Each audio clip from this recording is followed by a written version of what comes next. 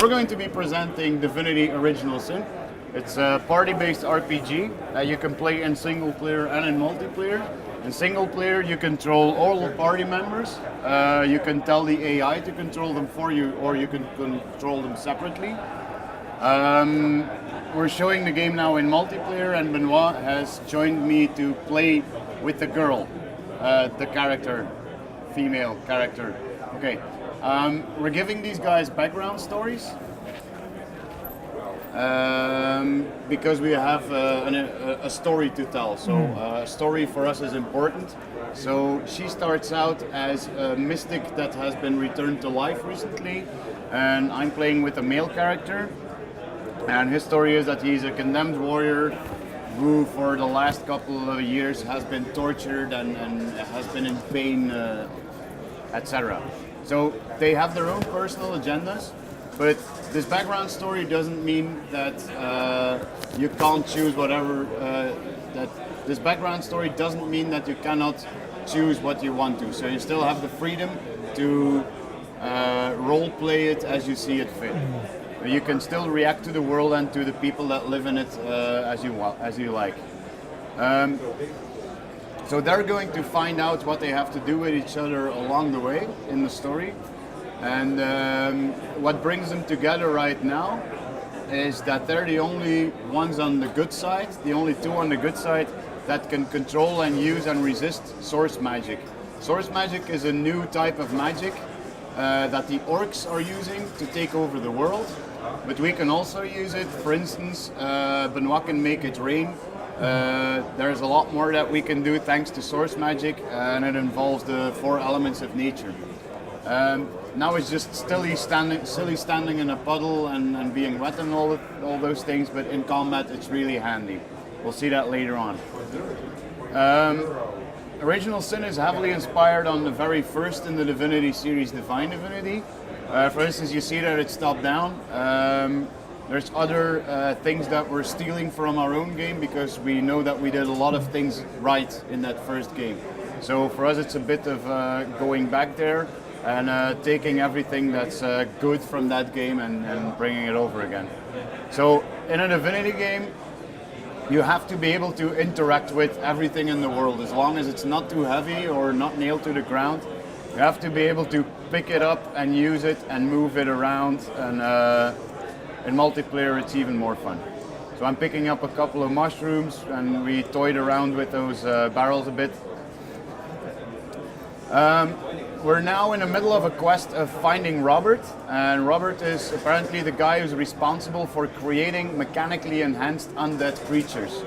So as if zombies and skeletons aren't enough, this Robert is enhancing these guys and turning them into mech zombies and stuff like that. So we're sick and tired of having to fight these guys who are assisting the orcs, so we're going to take on the root of the problem, Robert. So we've been looking for this guy for quite a while, and we found a tavern nearby that says like maybe the local girl Sarah knows about this Robert because they saw her leaving the tavern after a couple of beers with a guy that fits the description of Robert. So we're going to check out Robert here. Sarah. Must be Sarah's house. So let's see if she's in. And actually Sarah is inside, but she's being held hostage by this suicide bomber skeleton there. And he closely resembles the undead creatures that we've been fighting. And he's threatening to blow himself up and take Sarah along with him if we come any closer. Now if we tell him like, oh yeah, you're bluffing, he's actually going to blow himself up, take Sarah with him, and we have to find another means of finding this Robert character. So we're going to try and save Sarah here. Now this is the first time that you see a dialogue in Original Sin, and taking the idea from the tabletop RPG where everyone in the party has a say in what's going to happen in the role-playing game. We're making sure that everyone in the party is equally involved. So Benoit was close enough to the character that I'm talking to, so he's involved in this dialogue. And I'm saying calm down to the suicide bomber, and now Benoit can also choose something to say. So I have to wait. So I will choose to take care of the situation and not call the bluff. Okay, so right now we agree on this. We're going to try and save Sarah, but the party members don't always have to agree on dialogues like these. So if I would have said I want to kill him right away, and Benoit says no, let's try and save Sarah, we would be in a conflict. And that's a disagreement that we have to fix. And it's a role-playing game, so we're just going to start rolling dice in the background of the game and use, for instance, a charisma check or a strength check to see who wins the conflict. So Benoit saved Sarah from the suicide bomber by freezing him first, so he couldn't move anymore. Sarah thought that was brilliant, and she went outside of the house. And then Benoit shot the bomber with an arrow so that we wouldn't take the damage from his explosion. Sarah is very happy that we helped her, and she's telling us about Robert, and apparently this Robert character isn't even a human. He just turns himself into a human, and he's actually, in real life, he's a Wallach, and Wallachs look like that. So she feels quite bad about having spent the night with a guy like that, or a creature like that. And she heard him tell the skeleton bomber that his lair is to the south. So what this Robert is actually doing is he's sleeping around with all these women, luring them into bed in his human form, and he then puts a suicide bomber there, and then he picks up the corpses later on to start building his undead army. Quite the character. Before we start going south, Sarah's now very happy with us, so her attitude towards us is very positive.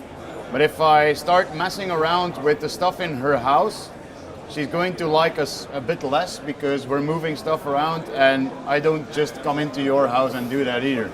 So she's reacting to everything that we do here, and she's even following me around. So if I try to open the chest that's standing here, I have to apologize again. Sorry, I won't do that again.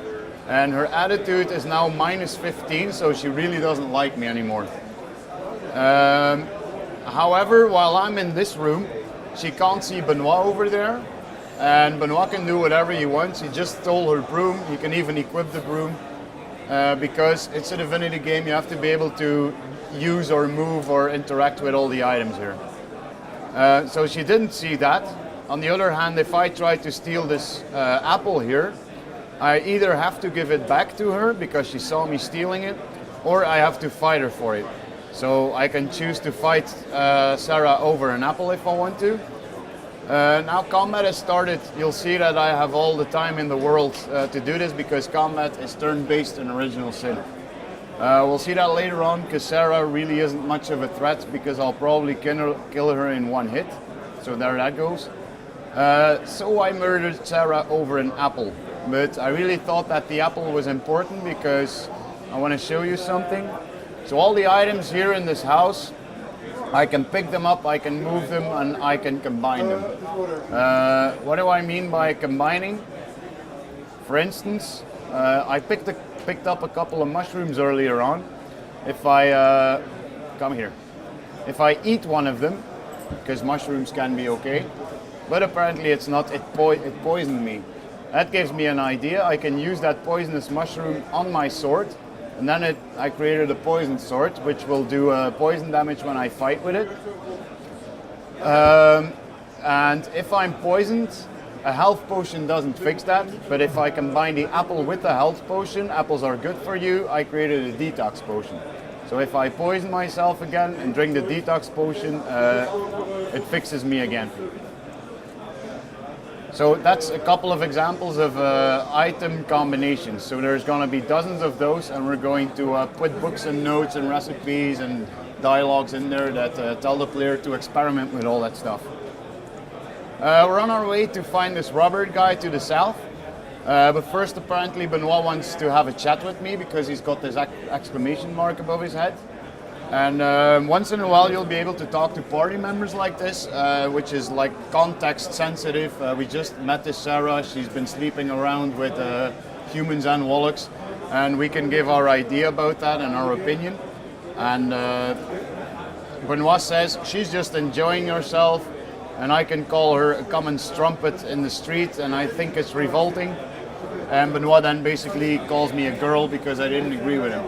Now, this type of conversation is particularly interesting if you're playing with your wife, husband, girlfriend, or boyfriend. And in the game, it determines the relationship between these two characters, which will have an impact on the end game of Original Sin. So the relationship between these characters is also built up by all the choices you make in dialogues with NPCs. They'll never really leave the party or turn evil or anything, but the way that they react to each other will change. We've entered Robert's dungeon, and we're sure to find some combat here. So Benoit changed his fight to his weapon to a bow. So now we triggered the turn-based combat. So the game randomly chooses whose turn is going to be in this round when. And we have a couple of action points that we can spend in our turn. Moving around and hitting people and using skills cost action points. I'm going to try and be smart about this and not just start hacking, but really use my environment and the skills that we have. I'm gonna move here, and these oil barrels explode if you use fire on them. So I'm going to try and move this to a spot where when it explodes, it will do damage to these guys, and so that Benoit can still reach it with his fire arrow.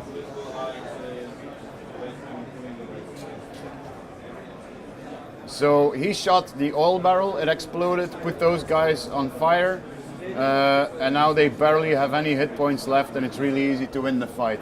So you could just barge in and start hitting people, but you can also try to be smart about it and really think about the environment and all the possibilities that it offers.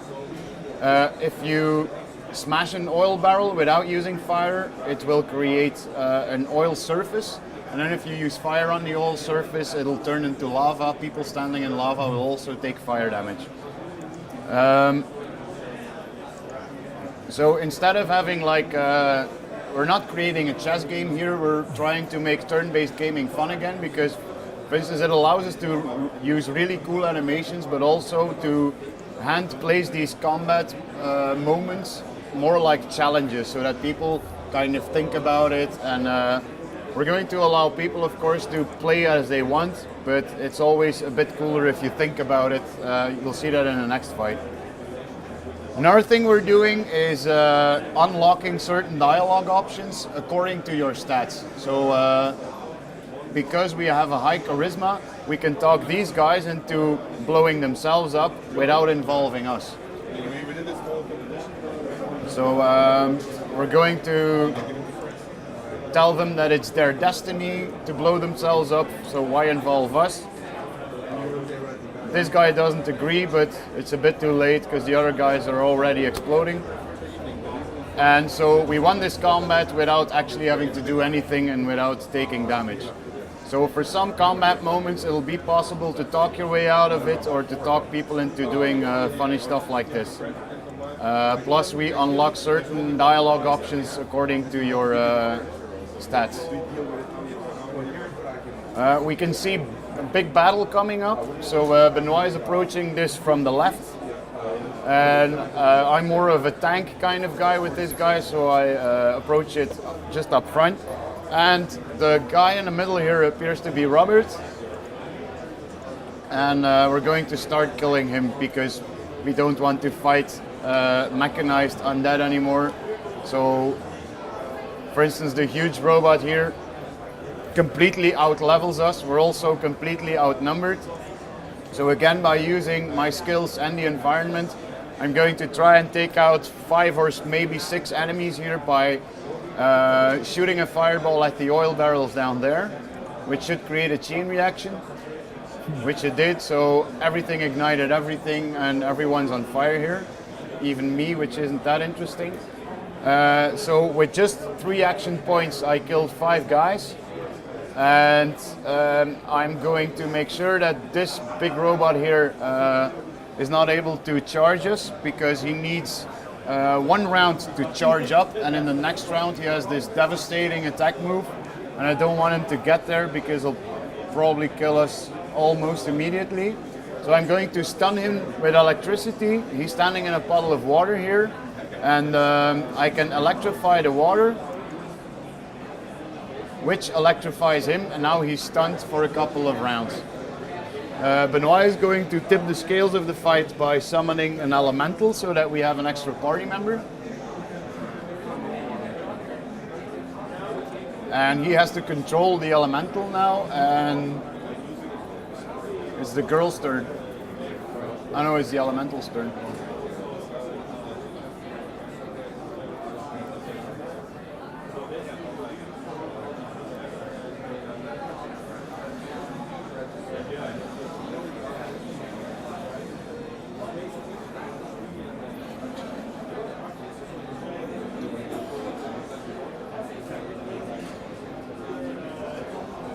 It locked up. Of course it did. Yeah, we got like an executable on Sunday night from the programmers going like, this is a better version, use this one. So we switched between like old executable, new executable, and of course this always happens at E3 and not when you're rehearsing the presentation. Of course. So anyway, we'll fast forward and win the fight. The tactics of these guys, so we're also writing AI scripts for the enemies that keeps it interesting, and that you have to know what to do first and make these decisions. Some of these guys will be super resistant against some of our attacks. For instance, the ice elemental, if you throw an ice spell at it, it'll just go thank you. It doesn't take damage from that. But if you throw fire at it, of course it'll start melting a lot faster than other types of damage. The Robert character here, it's too bad that you couldn't see it, but he's actually healing all his friends. So I want to take him out first while we keep the robot busy with stuns and snow spells so that he freezes over, etc. I'm going to end the presentation by showing you a movie of the editor. So together with the game, we're going to ship the editor that we're using to design our own levels. So you start building your own levels, you put some characters in there, give them dialogues with all the different options and all the different branches. And then you can start scripting all the story events in there with a scripting language that's not a programming language, but really a scripting language so that normal people can understand and use it. And we're hoping that the players will create their own cool adventures and share them with the community. So, are there any questions? So you're gonna build a big library of this? Like you're gonna have like a central hub for sharing these all of these missions? I mean these modules, as you call them. Well, we're going to use Steamworks. Oh, awesome. So everything should be in Steam already, and we don't hopefully have to take too much care of that. Also, the multiplayer, we're using the lobby system that Steam can offer. Because we did multiplayer before, and the lobby system is always something dangerous. So if Steam gives us an API, we can just integrate it, and hopefully everything will be a lot easier than the first time we did that. Great. And that means Steamworks, that means people might be able to sell some of their mods that they build? Yes, that's the idea. So they'll be able to use the assets that we needed to make our game. We're also investigating if it'll be possible to import your own 3D models and textures so that they can make more stuff that's also a bit more original. Because you know, once modding communities start going crazy over your stuff, they can really come up with little miracles like that. Do you think you'll be releasing your own mods to sort of show the community what can be done too?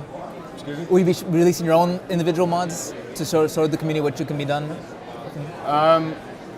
Well, of course, because it's a multiplayer game, we have to make sure that they don't really touch our levels too much. Yeah. But we are going to probably give them a couple of examples of how to do what stuff. Because if we can do it in the game, they can do it in their mods. All right. So we're going to probably give them the levels that we're making so that they can check out how did they did that and how did they script that. And because at first it's pretty easy to start learning the scripting language, but it's more powerful than you think. So that's why we also want to give them indeed a couple of examples. Could you mention the ability system a little bit? Like, how do you acquire new skills? Can you modify your character? You said it's like they're open-ended and they can grow any way you want them to grow, right? So it's standard RPG fare. So as you gain experience by making certain choices, or by finishing quests, or by killing enemies, you level up. You get a couple of skill points to distribute. It's a classless system, so you can put the skill points in any school that you want to. So there's 4 magic schools, a warrior school and a survivor school. So you can build, for instance, a warlock, which is a cross between a warrior and a mage. You can really do whatever you want with that. And then the statistics, we have four primary stats: strength, charisma, intelligence, and something else that I now forget. Agility. And you can just choose what's the most important to you. And the different options that you have in the dialogues, you can just role play it along. Awesome. Mac PC, you said, and you could play Mac cross-platform. I don't know if Steamworks actually allows that, then it should be possible. Okay, awesome. So you said, I saw that you had like a lot of options in the dialogue. Did that affect the overall story and the ending? And yes. So do you think like multiple endings? So because the relationship of the party members can change, we need multiple endings as it is, and also the main story also branches off already. I was wondering, how do you handle if my friend wants to jump into my game? Does he bring his own character, and does he keep what he earned, his abilities, his experience items? We're still working on that. Okay. Because it's going to be dangerous. For instance, we don't really believe in auto-balancing stuff, so all the enemies are already there. You can go, it's a free and open world. You can go and do whatever you want, but if you, for instance, go to a certain area that has level 10 characters and you're only level 1, you're going to have a really hard time, but you are allowed to go there. So if your friend joins you and he's like level 35 or something, so we don't know how we're going to do that yet, but it would be maybe unfair to lose the progress that you make in a multiplayer game. All right, awesome. I guess I saw you combine everything, so you have like the really robust loot system. Everything appears on your characters when you get it, that kind of stuff. Well, it's in the background. It's a very easy system. You just say item A plus item B is item C. So you can keep on combining stuff. For instance, if you find a bag of flour and you add water to it, then you have dough. And if you then find an oven, you made your own bread, and then you can eat your bread. So it's indeed a very robust system that you can just make kind of anything with. We just need a designer to spend a couple of months making all these different combinations. So are you crafting weapons and armor too, or is it just like combining items like a mushroom with my sword? Or you can enhance the armor that you find with other stuff. Awesome. I think I don't have any. Do you have any questions? I think I'm good. Okay. Thank you. Thanks. Thank you. Appreciate it. No problem. Thank you for the presentation.